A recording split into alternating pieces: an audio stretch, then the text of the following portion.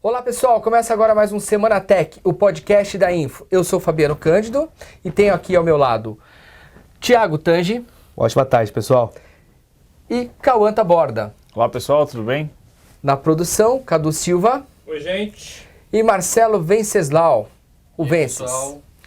Muito bem, vamos lá, começando. A semana está um pouco quente, hein? Microsoft falou que o Windows 8.1, o sucessor do Windows 8, chega em outubro. E, enfim, parece que todo mundo suspeitava que fosse uma versão beta, que talvez demoraria mais um tempo para ele ser realmente vendido no mercado, mas não, vai chegar a atualização e todo mundo vai poder baixar. E aí, vocês acham que a Microsoft conseguiu adiantar o desenvolvimento? Por que se adiantou bastante o lançamento do sistema operacional? É difícil a gente dizer até mexer nesse novo 8.1, mas tudo indica que eles tiveram que correr para corrigir um monte de coisa que eles perceberam depois que o Windows já tinha sido lançado para todo mundo. Então tá na cara que isso aí tá vindo com a redução dos Patch Tuesday, aliás, que historicamente a Microsoft sempre teve um calendário muito próximo de Patch Tuesday, ela deu uma atrasada em alguns Patch Tuesday, então deve vir aí uma atualização gigantesca de várias coisas nesse Windows 8. A Microsoft, inclusive, já começou a liberar neste mês para os fabricantes Dell, Positivo, HP, todos os fabricantes de PCs, uma versão já para embarcando o sistema operacional. O que significa que ele está praticamente redondinho. Inclusive, o pessoal do Infolab já teve acesso, né, a alguma, ainda não na versão completa, mas muita coisa já pode ser vista de fato, né? Para começar, botão iniciar, né? Pelo menos tem um resquício daquele, né? Para falar, ó, é aqui que você tem que clicar para começar a história, né? Porque era uma coisa que parece ser básica, mas acabou afetando, né, a navegação de muitas pessoas, e isso é algo muito que toca a Microsoft, né? Porque a gente pega a Apple, o iOS, é um público, né? Mas agora, quando pega o Microsoft Windows, é muita gente, então... Mas um detalhe, esse botão ele não é igual ao iniciar antigo, né? Ele faz a transição entre a interface conhecida como Metro, mas que tem outro nome, obviamente, e a área de trabalho comum. E eu acho que vai gerar reclamação do mesmo jeito, Cauã. Não sei se você concorda comigo nesse ponto. Eu concordo com você, vai gerar reclamação do mesmo jeito, mas inclusive já foi motivo de debate aqui no podcast, quem acompanha a gente sabe muito bem isso, o como ia ser difícil a Microsoft treinar o usuário acostumado a uma linha de raciocínio que vem desde ali do Windows 95, quebrar isso para um design completamente disruptivo que é com o Windows 8 agora. Então, é um funcionamento muito complexo para um usuário que está vindo numa linha de raciocínio lógico ali, né? Claro. Para quem já está no mundo dos tablets, as coisas são um pouco mais fluidas, é mais natural. Você sabe que a área com movimento ali, os cantos da tela têm função. Mas para o usuário comum, que não teve acesso ao tablet, não faz ideia disso. Imagina aquele usuário que ainda usa o XP no seu antigo computador, de repente compra um computador novo e vem um Windows 8 ou 8.1. É uma diferença absurda, porque a pessoa fica totalmente perdida. Aonde está o iniciar, onde eu posso acessar o programa, que programa funciona numa interface e outro funciona numa outra interface. Enfim, porque a Microsoft disse, a partir do 8, o sistema operacional é para fazer a fusão entre tablets e PCs. E nesse quesito, vou fazer uma pergunta para os dois. A Microsoft aposta muito naqueles notebooks que viram tablets, cuja tela, a gente já testou vários, híbridos. Os chamados híbridos, no Infolab.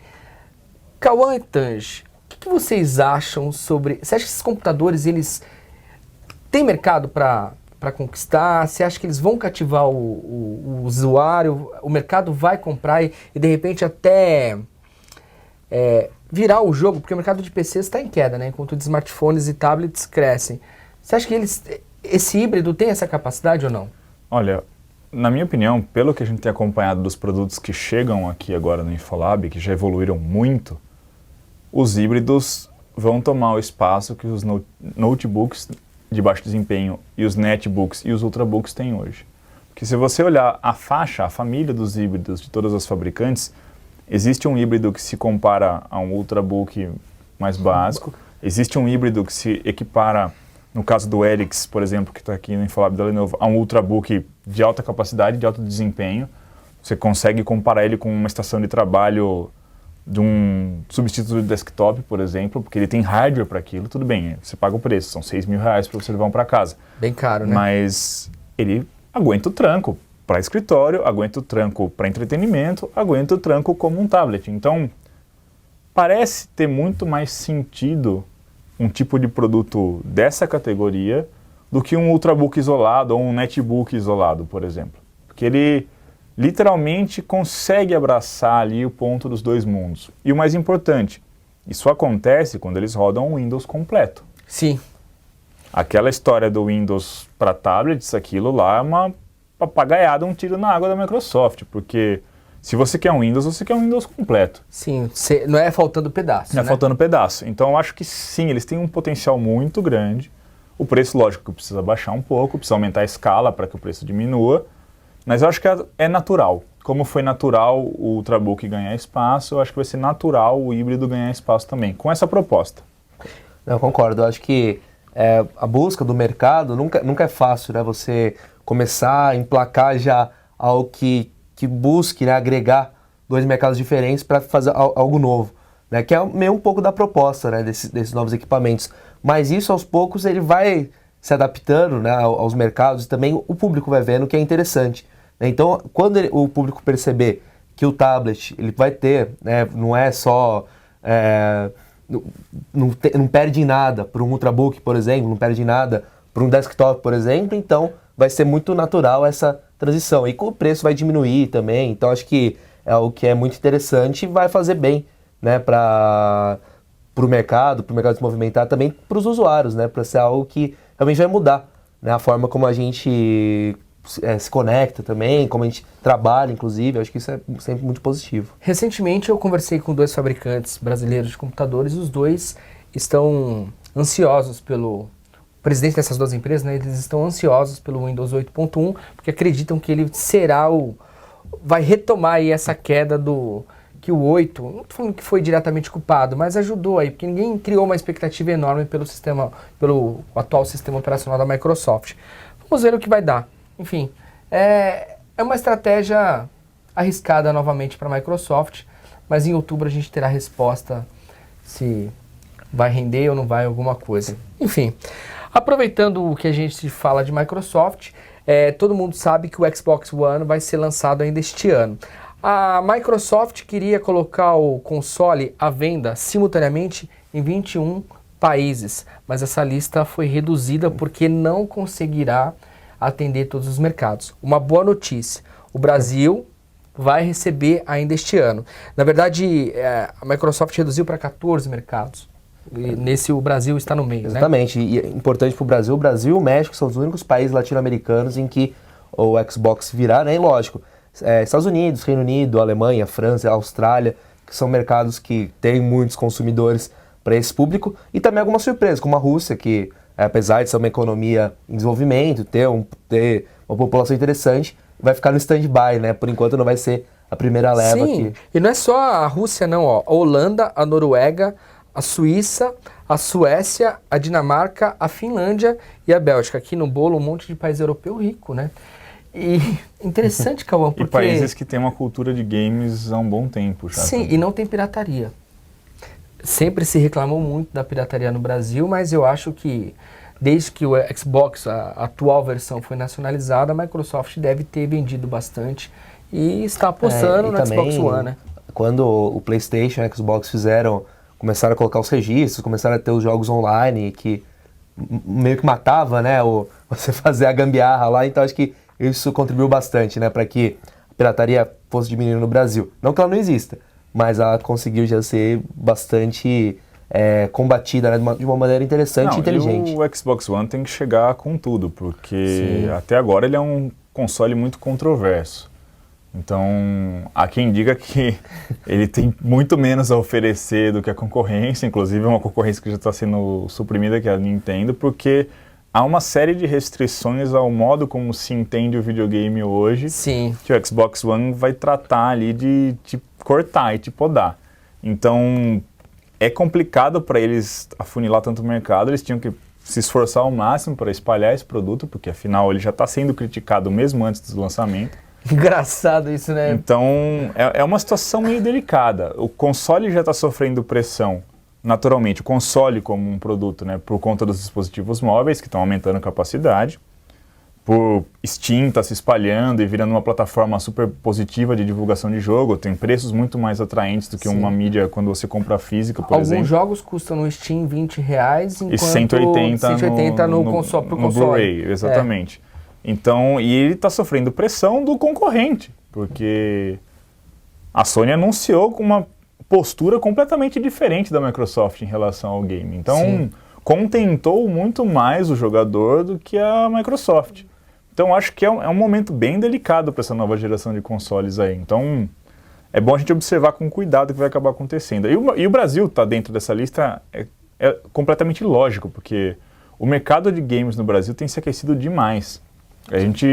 Falta um órgão regulador aqui para levantar números exatos para a gente, né, como tem nos Estados Unidos, mas a gente vê isso crescendo, vê o mercado de desenvolvimento de games crescendo, games independentes crescendo. Um indicador que eu vejo, que eu não sei se para vocês faz sentido, é assim, quando eu vou a algumas lojas que vendem games, essas lojas grandes de tecnologia, livraria e tal, a parte de videogames cresce cada vez, as bancadas, assim, cresce cada vez mais, as estantes, na verdade, estão os games sendo oferecidos.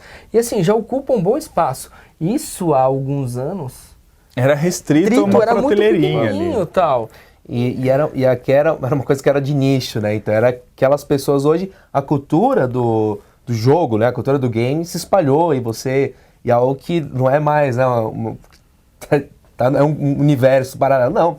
E isso muito também porque os games evoluíram bastante, então as histórias estão muito interessantes. Sim. É muito bonito, é exuberante, é legal você entrar dentro do jogo e ficar lá horas e horas a fio. Então isso também contribuiu bastante. No Brasil não foi diferente. E agora, é engraçado falar do Xbox One, que vai ser lançado agora em setembro, mas que ao longo desse ano tem muita coisa boa para PlayStation 3, para Xbox 360. Tem muito título bom ainda, né? Esses consoles terão uma sobrevida ainda, né? Porque A gente tem uma pergunta lá do Vincent. claro, por favor. O José Rodrigues ele está perguntando se vocês sabem o preço que o Xbox vai vir. Então, a Microsoft não disse isso oficialmente, tá? Não falou assim, vai ter um preço X ou Y. Na verdade, o mercado aposta que será o mesmo preço do atual Xbox, talvez um pouquinho mais caro. Eu acredito, se for fabricado aqui, eles não devem mudar muito a política. Os games também devem seguir o mesmo preço. Isso já tem acontecido com computadores. Um computador, às vezes, quando substitui uma linha, mantém o mesmo preço. Eu ainda acho que no momento inicial, né, no calor do lançamento ali, ele vai chegar mais caro que o Xbox atual, que o Xbox atual mais caro, ele vai chegar mais caro ainda que esse aparelho, porque é natural esse processo. Mesmo porque o Xbox ainda tem muita força de venda, igual você falou, tem muito título ainda sendo lançado. Então, por um momento ali, aquele período cinza ali, né, entre as coisas, de transição, o Xbox 360 vai ser a opção de entrada e o Xbox One vai ser o topo de linha. Vamos continuar com os dois. Digamos, até o Natal, né? Até quando o as Natal, pessoas fazem as compras. Dia das crianças. Dia das crianças. Depois, talvez o preço... Não, mas eu acredito... São duas opiniões diferentes. Eu acredito que seja o mesmo preço. Eu acho que vai chegar mais caro. É uma aposta aí, vamos ver quem ganha. Muito bem. Postado. Então, prova aí, registrado. Quem perder, paga o console. Ok. Eu não, ele já tem os dois, eu tenho um só. E tem mais alguma pergunta? Ok. Bem, vamos ver, né? Recadinho, você que só está ouvindo a gente depois que baixou o podcast, a gente sempre faz a gravação ao vivo, exibe aqui um hangout, então você pode interagir com a gente, por isso que o Venceslau está aqui, para cuidar dessa coordenação. A gente sempre grava às quintas-feiras, né, Fabiano? Perguntas para o Vences, né? É o momento... É o momento. Para fazer, sei lá, tem alguma dúvida tecnológica, alguma coisa, é só perguntar para a gente. Bem, aproveitando o tema de novidades, enfim, essas expectativas que todo mundo tem agora para o final do ano, a Apple parece que vai lançar o novo iPhone em setembro. Ainda não tem a data, mas um site americano de grande respeito disse que a Apple já está preparando o evento, né, já organizando, já está importando as caixinhas da China e o novo iPhone chega e provavelmente com um iPhone mais barato também. Vocês acreditam que como que é? iPhone 5C, né? Parece que é o nome do popular e o outro ninguém sabe se é 6 ou 5S. Não, então, eu acho a estratégia plausível, porque se a gente for pensar o que a Apple fazia com a linha iPod, por exemplo. A gente tinha o iPod topo de linha, o iPod compacto mais baratinho, o iPod intermediário. iPad. Por que não aplicar essa lógica ao smartphone? Já que o mundo Android está tomando conta e tem opções para todas as faixas de preço. Então, a Apple precisa ficar de olho em mercados como o Brasil, por exemplo, que ela não tem nem 2% do mercado de smartphones. Não só que em outros países também que ela não tem... Acho que, além do Brasil, é claro que o Brasil está na pauta de qualquer grande empresa de tecnologia, focar em China e Índia, que são mercados que têm centenas de milhões de pessoas e que estão entrando agora, né, estão querendo comprar agora. Eu acho que essa é uma das apostas da Apple. Ela vê que 80% do mercado não é dela, né? Já o Android tomou 80% do mercado de smartphones. E isso vendendo... E crescendo, né? E crescendo. E isso vendendo smartphones muito bons, que inclusive muita gente fala que é melhor do que os iPhones, né? O 4S. Mais caros, inclusive. Mais caros, inclusive. Mas também com Androids muito baratos, né? Muito baratinhos, que qualquer pessoa, mas um bom número de pessoas pode ter acesso, né? Então, isso é uma coisa que a Apple está de olho e por isso que é muito plausível mesmo. E é uma estratégia de marketing completamente lógica, que todas as empresas fazem desde que produtos existem. Sim. E é estranho que até agora o iPhone tenha passado todas essas gerações sem essa divisão, né? Sim. E tem uma outra coisa, imagine se a Apple lança um aparelho popular barato que possa concorrer com alguns intermediários. Obviamente, quem vai comprar um intermediário e for ali na mesma faixa de preço, vai comprar um produto da Apple. A pessoa, é que ela não tem dinheiro, às vezes, para comprar um iPhone 5. Mas se for vai comprar um iPhone barato. Vai comprar um iPhone aqui no barato. Brasil, o iPhone barato pode ser o da Gradiente. Tem essa também, né? E nesse evento, a gente também vai, segundo relatou esse site, o iOS vai ser, o iOS 7, vai finalmente ser lançado, porque até agora ele está na 5ª versão beta e tem algumas coisas mal resolvidas, como até no próprio design. O Jonathan Ive fica trocando a cor dos ícones lá no Fica lá, não gostei disso. No amarelo tá feio. Não gostei disso. E parece que já chega com os novos aparelhos. Vai ser um evento importante, muita gente esperando esse evento, porque já estão, alguns analistas já colocam que o fim de inovação da Apple, ou quer dizer, a época de inovação da Apple já acabou, já passou, e que isso será de outro fabricante a partir de agora, e a Apple precisa dar uma resposta ao mercado. E pode esperar um pouco antes ou um pouco depois os eventos das outras empresas, né? Que isso sempre acaba acontecendo. Sim. Sempre ali perto dos eventos da Apple acontecem outros eventos. A rival Samsung. A Samsung até fazendo cobertura online, né? Uma vez que teve o lançamento do iPhone 5, né? Fizeram uma cobertura online falando, não, ó, tem parece isso. Não, a gente é melhor aqui. E bem, prometem para o iPhone, o próximo iPhone, biometria para desbloquear o celular, uma câmera mais potente, com 12, 13 megapixels, mais velocidade. Tomara que venha uma câmera sem problema de aberração cromática, né? Lembra? Nossa, todo lançamento de iPhone tem problema, né? Todo mundo fica muito em cima. Marcelo, temos uma pergunta? O Luciano Fadel está perguntando se o novo iPhone de baixo custo vai vir com a Siri. Essa é uma questão, né? Ontem a Mônica escreveu uma reportagem para o site, parece que não terá a Siri. A Siri demanda memória e velocidade, processamento, e parece que esse smartphone não terá, porque não é que não é possível rodar. A começar que a base da Siri está funcionando ali no inglês direitinho, né? Mas a gente no Brasil não consegue nem utilizar a Siri de jeito nenhum. E eu gostaria de ver um dado que mostrasse de usuários quantos de fato faziam uso da Siri, porque eu aposto que essa taxa é bem pequena. Sim, ainda não foi um negócio que pegou direito. Porque também é uma mudança de cultura, né? Você tá no meio do metrô, a galera lotada lá, e você falando com o seu celular. Ainda não, né? Uma coisa que... Quem já fica com o fone já fica pagando de louco, assim, fica todo mundo olhando esquisito pra você. Aliás, quando eu vejo alguém falando tem o fone, tem o microfone, eu penso, essa pessoa tá falando sozinha, ela tem algum problema. eu sempre demoro uns 2 minutos. Aí depois eu vejo que... E é legal que o povo gesticula, né? Tá gesticulando pro nada, né? Mas de qualquer forma, falando desse iPhone, o 5C, se for lançado, O que estão falando de preço não é nada R$200, não é nada R$300, né? O preço que as pessoas estavam mais ou menos pensando eram $600, né? Sem a operadora, né? Sem operador, sem o É subsídio. quase o mesmo preço do outro. Se a gente pensar, é um pouco da estratégia que algumas fabricantes fazem aqui para o Brasil, que eles têm, por exemplo, 2 ou 3 aparelhos e nenhum deles é um aparelho muito barato. O de entrada deles se encaixa no intermediário das outras fabricantes. Eu acho que é isso que vai acontecer com a Apple. O iPhone mais barato não é que ele vai ser R$400, é que ele vai ser algo na casa dos R$1.200, R$1.300. Pro outro mais caro tá R$1.700, o Galaxy R$1.800. o Galaxy S3 Mini, o S4 Mini, esses intermediários potentes que estão nessa faixa de preço Sim. também. Enfim, mais um mês aí a gente vai descobrir. Sua expectativa, Cauã? É uma provocação, hein?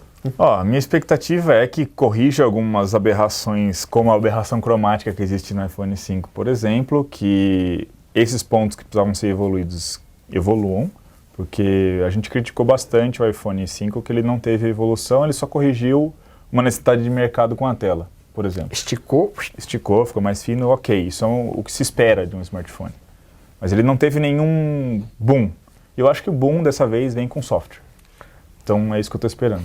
O que o Moto X, na verdade, o Google e a Motorola investindo bastante no software. Hardware segue a mesma, o software dá uma disrupção. Assim. Muito bem. E você qual a sua expectativa para o novo iPhone? Não, acho que são as melhores possíveis, né? Apesar da muita gente falar que o que aconteceu, o 4S, o 5 não foram nada demais, não teve grandes revoluções, eu acho que se fizerem mudanças, até muitas revolucionárias, né? Mudanças pontuais que ajudem, né, o usuário a ter uma experiência mais interessante, que ele fique mais conectado, que ele use serviços e ferramentas que consigam ajudar no trabalho, né, no dia a dia dele. E isso foi interessante com aplicativos, enfim, acho que isso que é o mais importante, né? Não pode ter a revolução do mundo, mas tem que ajudar na vida da pessoa. Isso que é.